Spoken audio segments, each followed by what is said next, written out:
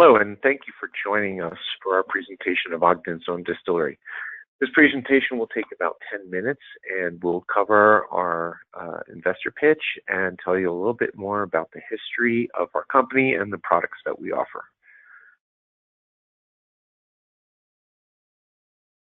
I'd like to tell you about how we got started.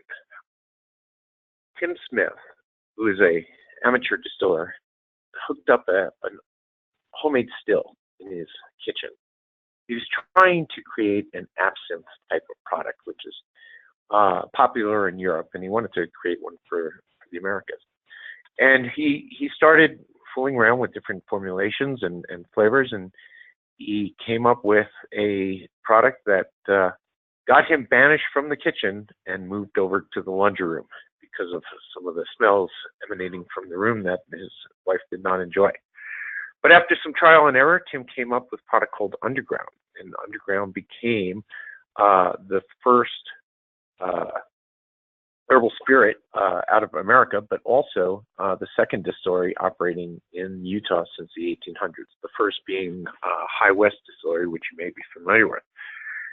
When he came out with the product, Underground, it was not an absinthe. It was an herbal that has sort of a licorice and an anise-based taste.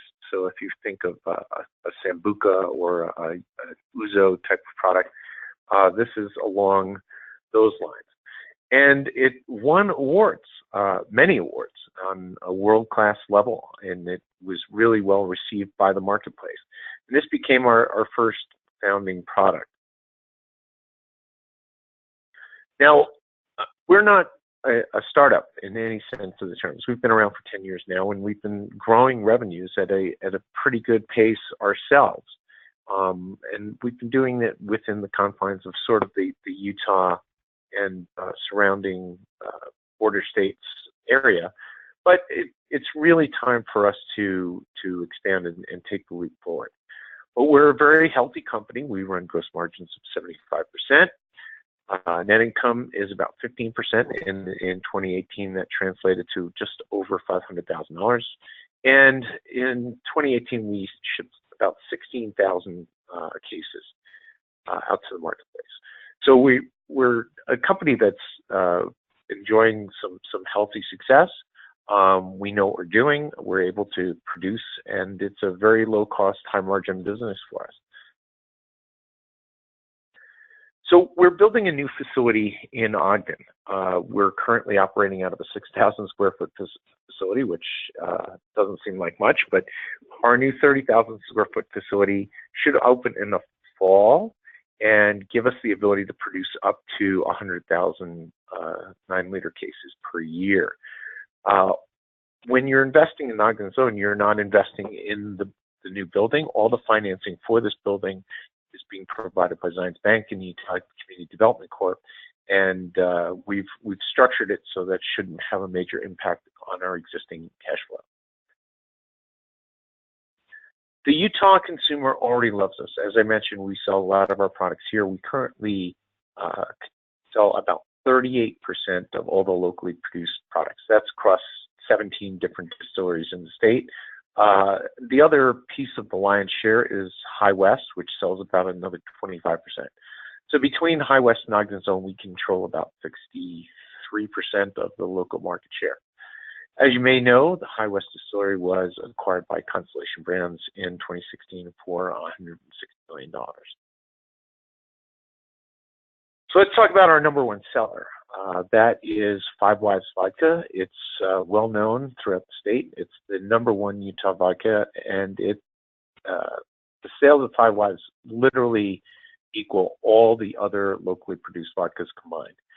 And we think that has a lot to do with what we've done. We've come up with a very low-calorie product. It's completely gluten-free, and it's made with mountain spring water. So it's very much a purist vodka and very, very well received by casual drinkers and sort of vodka connoisseurs alike. The rest of our products are really well received across the spectrum of different entries into different product categories. Our Porter's Fire and Porter's Peach whiskeys are very well received. the Underground, which we mentioned earlier, again, an award-winning herbal spirit. We also have a vanilla flavor of the 5 Live vodka called Heavenly, and our gin, which I'll tell you a little bit more about later, after over 3 years of development, was just introduced last year, and it's won some significant awards since its introduction. But just to let you know, the overall marketplace is booming. This is already a $20 billion market for craft spirits in the U.S., and it's growing at 32% annually. And this is important because the ability for craft entries in the marketplace has been expanding. If you think about what's happening with craft distilling, it's very, very similar to what happened with craft breweries back in the 90s and early 2000s, in that the small craft providers were constantly taking market share away from the big established companies. And it reached a point where the big established companies were going to acquire the winners in the craft space, which is what you're seeing now. Right now, of the 12 distilleries operating in Utah, they're creating about 72 different products, and we dominate the top 20 with our offerings.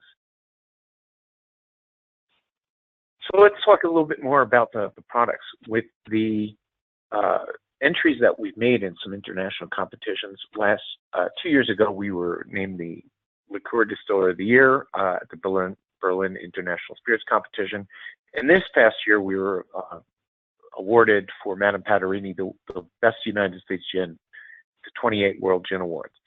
So what this really should tell you is that we know how to make this product, we know how to sell this product, and we know how to really make something that's at a world-class caliber that people enjoy. Because of this, distributors have taken notice to us, and they've asked us to start carrying our products in other states. But as I mentioned before, we're kind of production constrained. So that's why we're building the new facility. So what we've done is to look at a strategic way to grow and increase our footprint while working through this construction constraint. And we've opened up a new distribution agreement with Kroger for the Smith supermarket chain across the Southwest. So what this means is we're piloting in 35 stores in and around Las Vegas. And just for a comparison, this is just the Las Vegas market. The entire state of Utah only has 44 liquor stores. So we're almost doubling our footprint of shelf space in one little city. And it's been received really well. This pilot's been going on since the fall. Dave Haas, who's the liquor category manager for Smith's, says we've got like exactly what it takes to be successful on the shelf and to get product pulls off the supermarket shelves. This pilot is extending to 65 stores across Arizona, New Mexico, and Nevada.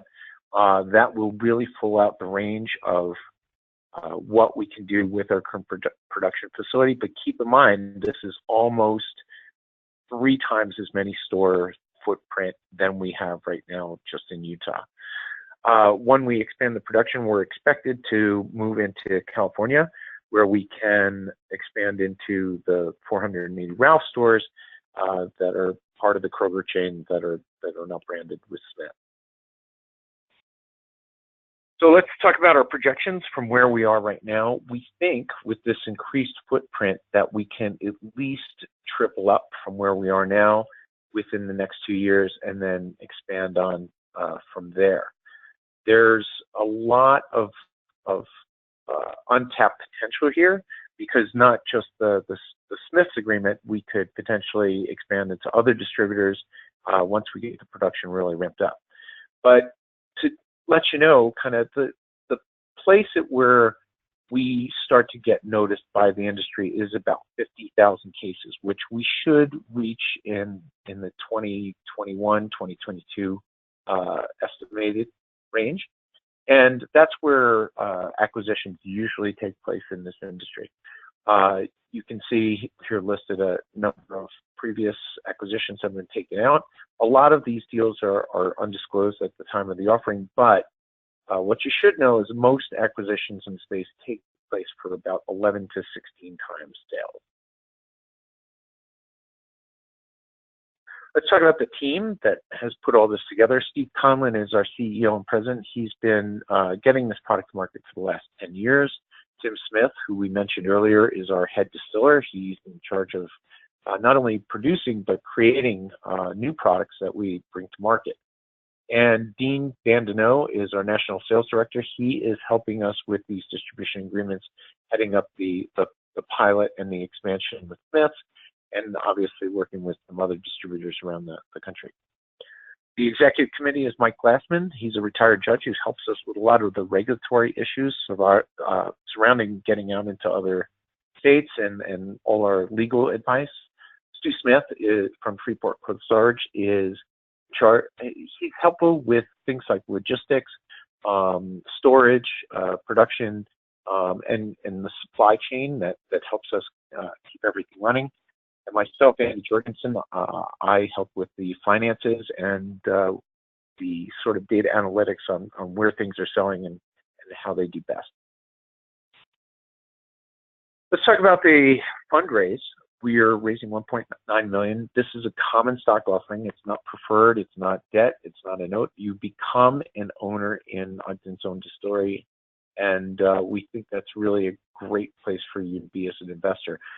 All the proceeds from this fundraise are going for the expansion into the Southwest, and that includes tastings, displays and signage, marketing, both online and offline, and to get new sales representatives in these markets.